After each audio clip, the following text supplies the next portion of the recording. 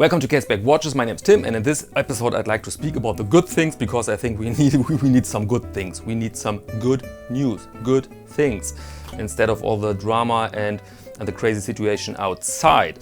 And so you will see now, let's say 15 minutes loaded with a row of positive good things, okay? Today I woke up at 7:20, as always, without the alarm clock, because as a father and employee you have things to do, so 7:20, and I thought then, well, no, forget it, let's stay in bed. And then I watched a few videos and I read a newspaper, and then at 8:20 I got up and I had a shower and a coffee, and then I was here in my home office now. I'm doing home office now, and so I haven't used the train. Oh, it's so amazing without the S-Bahn in Hamburg. It was an amazing morning. Then I worked my hours, and so very efficient work. And as a German, of course, I got stiff nipples with that efficiency. No, that was a joke. Excuse me. And then I realized, and you will realize as well, that we have plenty of time now. The band is not playing. This is a sort of bad, but a lot of time. And by the way, on we had a telephone conference with the band, and I heard a very good musician's joke, and I will tell you that joke. I hope it works in English, but I will try. And so you have this meeting, 3 musicians in a restaurant, and this is a pop star, a rock star, and a jazz star. And they meet there after the yearly payment of their royalties, because every musician, every professional musician gets his royalties. And then the pop star tells the other 2 guys, well, with my royalties I've bought myself a nice island, and the rest I spent on a boat to get to the island. And then the rock star, awesome man, with my royalties I've bought a really big mansion, really big house, and the rest I spent on a nice car to get to the house. And then the jazz star tells the other guys, well, with my royalties I've bought this nice sweater, and the rest added mama. Very sorry if you're a jazz musician and you're kind of upset now. I'm just the reporter here. Okay, this was work, and now let's speak about leather. Let's speak about leather as a good thing. I see leather products as really good things. And as you may know, if you follow me on Instagram, for instance, I've made the Diesel Punk Executive Bag Mark 1. This was the red one, and Mark 2 is this here, with even better leather. Here you see the Diesel Punk Executive Bag Mark II, copper rod as the main feature of the construction, massive handle, and this is really, really thick leather. If you see this is substantial material. Look at those rivets here, and so I'm really, really happy with this. But what I want to tell you now is that I have still leather from this product, a huge rest of leather.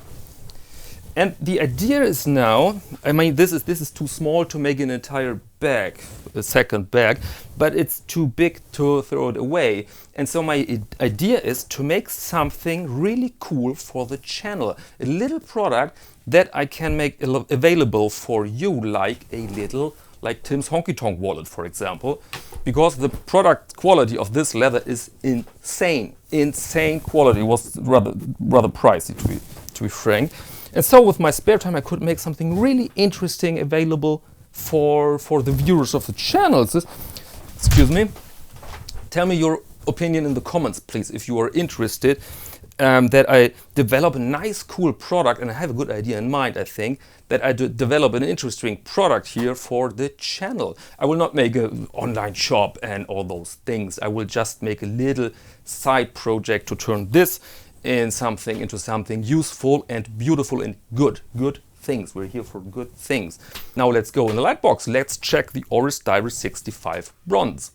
And in this part of the video I will explain to you why a goose liver takes part in this video and why we have to use lemon juice in this light box here in a second. But first let me go over the basic specifications of the watch. We're looking at a case diameter of 40 millimeters, lug width is 20, length overall is 48, and the thickness is 13. Screw down crown, as you can see. 120 clicks bezel, only in one direction, as you may notice. And this is blue dial, very dark blue, of course, old radium lume here. And what I like here, the date window is black with a white font, and inside ticks a cylinder movement. And the speciality, of course, is the bronze, the material bronze, as you can see here on the bezel, and you see it on the bracelet. Close to rose gold, but this will change during the time, because bronze evolves a natural patina and not rust. This is the big difference between rust and patina here. And what I really enjoy is this steampunky look. Looks like this was the possession of the master plumber of a spaceship, diesel punk spaceship. And so I really like this look. And it has a screw down crown. This is pretty normal, of course. This, I don't have to explain this, I think. 2 positions, very basic, no crown guards, because it's supposed to remind us of the designs of the 60s, and so it's like this. And you can manipulate it very easy like this. And first position is then the date. So this is very basic. I don't want to bore you with that. The bracelet, here's the bracelet. This is a standard Oris bracelet. And if you ask me, the quality is there, totally okay, this bracelet, no problem with that. By the way, note, here is a little mark, tiny mark there. See this? I don't know if the camera can catch it. There's a tiny mark on it. Do you see this? I wore the watch yesterday, and I went to my neighbor. I was in front of her house because she had brought me something from a journey, and she wanted to throw it out of the window because of coronavirus, of course. And I tried to catch the bag. It was a small bag, and then something extremely hard hit my wrist, exactly here where the watch bracelet was. And you know what it was? I'll show you what it was. The goose liver. And now guess what side of the can hit the watch. Exactly, this indentation made my watch. And the watch is perfectly fine, surprisingly perfectly fine, but it has a tiny mark here where the clasp hit here the bracelet. And there you have this tiny indentation. So this watch has its first coronavirus story.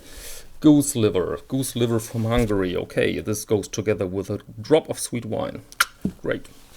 Really looking forward to this. Okay, back to the watch. Of course, it's a diver, it's a dress diver, it's not a real diving watch. It's waterproof down to 100 meters, but again, this is meant to be worn in the summer, as you asked me, together with, basically with everything. I put it on the leather ones, on a tiger strap, and this worked super good, super well. And I think you can wear it with a suit, you can wear it with a leather jacket, you can wear it with a polo, and so it's a very versatile watch. And I mean, look at this. Here you can see the first patina because my fingers touch the bezel. And so on the bezel you can see the first signs of patina after a few days. Outside of the bracelet, surprisingly, you see no patina, but inside you can clearly spot patina. Look at the inside. Almost greenish there inside. And you know what? Let's try this. They say you can rub the patina off just like that from bronze with lemon juice. And let's see if this works.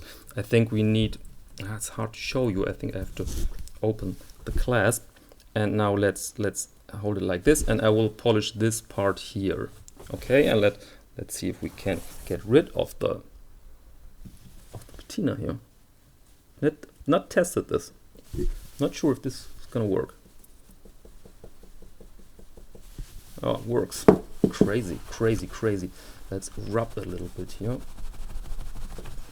Yeah, it works. Crazy. See that? There it's much brighter now. It's much brighter. I think if I continue with lemon juice, let's continue with lemon juice. I want to see the full result here. Let's continue with lemon juice. Tap.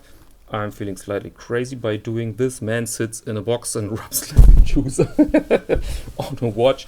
But special times demand for special measures. Yeah, it works. It actually works. Crazy, very cool. I like this. This is a cool aspect. I will not proceed here because I like the patina actually. I like the patina, right? Like pretty damn much. And so this was my little review of the not Doris, man, of the Oris Divers 65 Bronze with nice patina on it in connection in close combat with goose liver and lemon. By the way, I said sweet wine. A very good dish with this is with a baguette and a very sweet and very pricey wine from Bordeaux. And yeah, but they sell the wine in tiny bottles and they cost a fortune. And you are only supposed to take a sip, not a full entirely big glass, right? And so I leave it there. Let's go back. Okay, welcome back, and now let's speak about the last good thing in this video. At least I hope it's good, and I hope you enjoy it. And this is a fado. Fado is the traditional music of Portugal, and the translation is destiny.